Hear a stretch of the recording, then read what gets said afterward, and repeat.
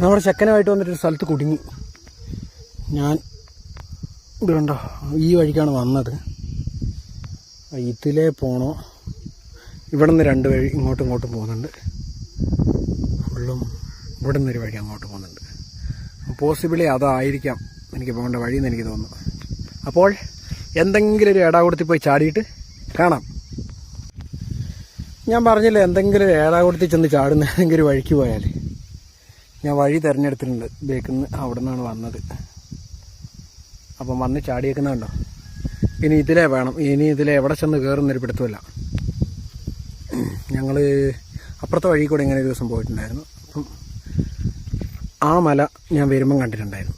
അപ്പോൾ ആ മലേൻ്റെ ചോട്ടിൽ കൂടെയാണ് ഹൈവേ കടന്നു പോകുന്നത്. അവിടെ എത്തണം. ഫുള്ള് തോട്ടങ്ങൾ, ഒന്നുമില്ല.